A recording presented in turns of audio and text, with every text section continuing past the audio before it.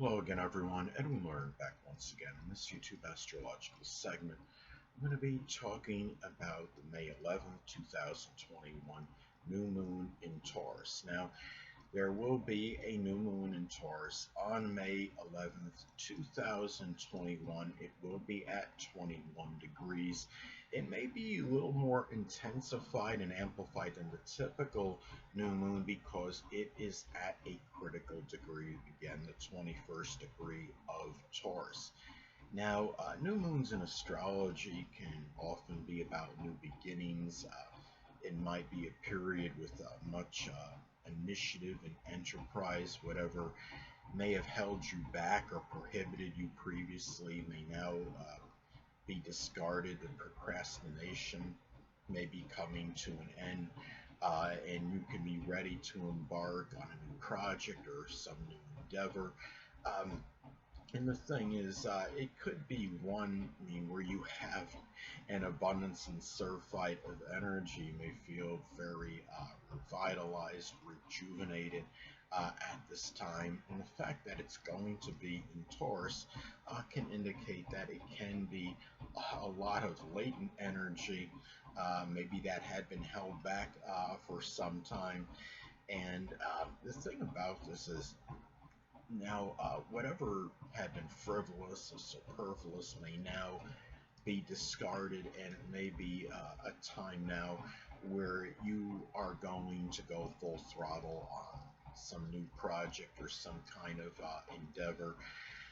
It can be a time which may be, given, whatever may have inhibited you and held you back may now really, be put to the side, basically put to the curb, figuratively speaking. It may be a time, where it may be, new moon is a little more introspective in contrast to the full moon, but it can be again a time where you may begin something brand new at this time. And the thing about this is, this may impact all collectively, but especially those that have a Taurus or Cancer, Sun, Moon, or Ascendant. Now, Taurus, of course, because it's going to be in their own sign. And then, of course, the zodiac sign Cancer, obviously, because the Moon governs and rules the zodiac sign Cancer.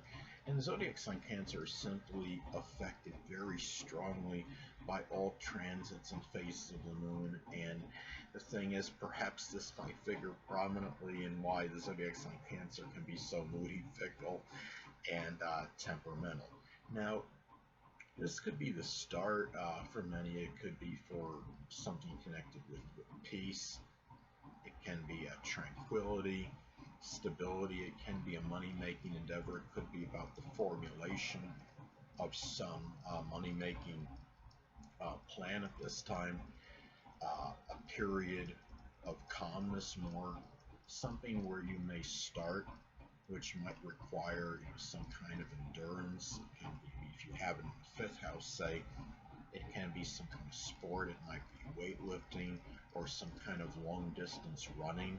Um, as another example, uh, it can be something where you might begin to show more patience in some area in your life, and of course that could be strongly predicated on the house that this falls in your natal chart. If it falls in the seventh house, it could be some, more patience in terms of your relationships. The sixth house, it might be something associated with work. Could be an employee that maybe you've had to deal with that might be difficult, where you might have to show a little bit more patience than you ordinarily had. Third house, it could be with a neighbor or a sibling or a cousin. And also it can be about beginning something that's going to require not just patience, but a lot of perseverance at this time. It's something that could be connected with trustworthiness. Um, say if this falls in the eighth house, it could be over somebody else's, resources or possessions or money. Um, at this time, it can be maybe you're kind of like that, might be like that guardsman watching over something, something that somebody else has, and they're putting you in a position of trust. It could be a time where you may begin to accumulate, some kind of possessions at this time. Again, going back to the fifth house, it could be the start of some kind of investment. I mean, you're talking about could be something like Bitcoin or something that you may begin at this time. Remember that this transit is not far from Uranus and Taurus, and it can be a time where it might be some very really new money making endeavor. I mean, that could be true anyway without it being close to Uranus, but the fact that Uranus is going to be close to, not far from this transit, it even can reaffirm something that might require, more ingenuity, and it can be that really is a good start for many at the beginning of a very ingenious, money-making endeavor. It could be something with the internet or something with computers, because you're talking about it being close, not that far from Uranus at this time, transit Uranus. Now, may be the time too where, in some cases, this could also manifest in the start of a new Taurus profession or vocation. Now, especially if this falls in the first or the sixth house in one's natal chart. I'm sorry, if it falls in one of the money houses, what I call in astrology. I mean the second, sixth, or 10th house in one's natal chart. Uh, it can be starting work. Some people could be as like a stockbroker, anything with finance, banking, a pawnbroker, working in architecture, agriculture, gardening, cultivation, even an art profession, which could cover a wide divergence of things. It could be like painting, drawing, sculpting, abstract art. Uh, if it's in the eighth house, it might be something that might be art done through something recycled, or it may be something, or even construction in some cases.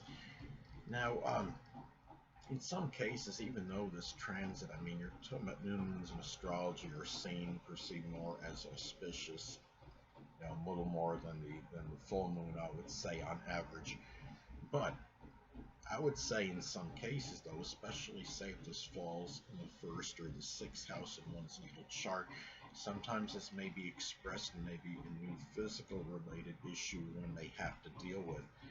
Now, it can be something Taurus related, which of course can be something with the throat, the neck, the esophagus, or something even with the vocal cords uh, in some cases. Now, remember, because it's a regular new moon, I wouldn't say necessarily be something really overly serious.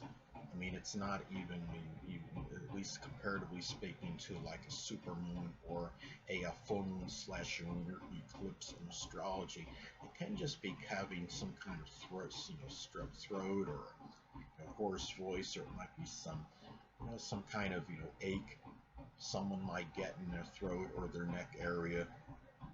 It could be a cut on the lip. It could be something where, just something that generally would be mild.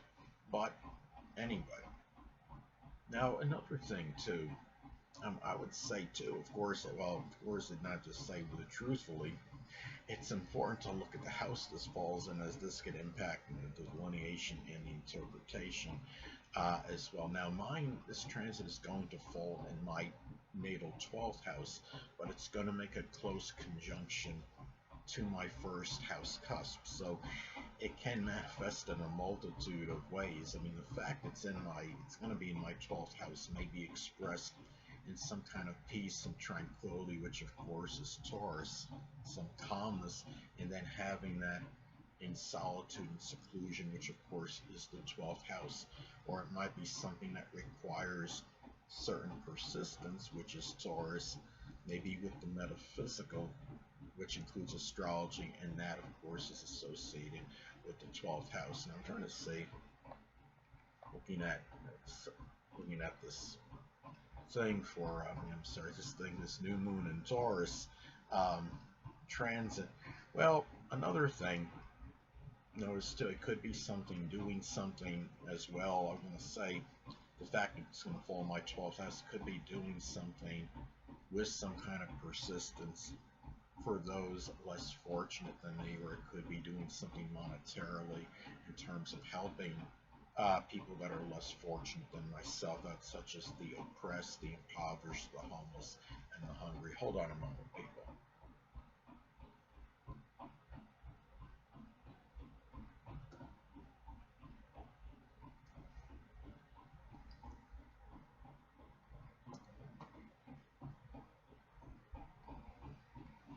Sorry about that. I'm back. One of the other things I wanted to maybe get at with this is that what people have to look at with this is that, you know, obviously it's going to impact everybody differently.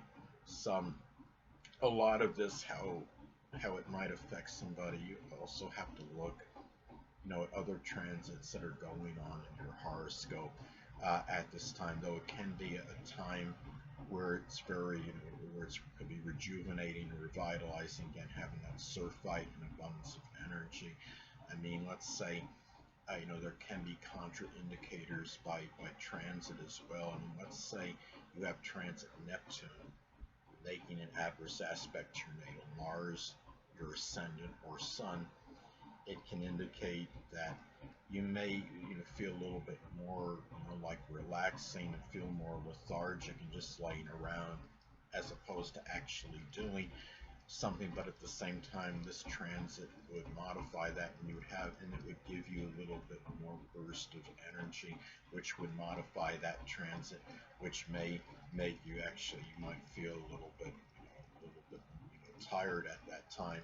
Or even having transit Mars or the sun in your 12th house in your chart at the time, because at that time you might, that could limit the energy to some degree, and you might feel, you know, less revitalized and rejuvenated than otherwise indicated by this new moon in Taurus transit. So anyway, people, that'll conclude this YouTube astrological segment. Until next time, people, Edwin Learnard saying stay well.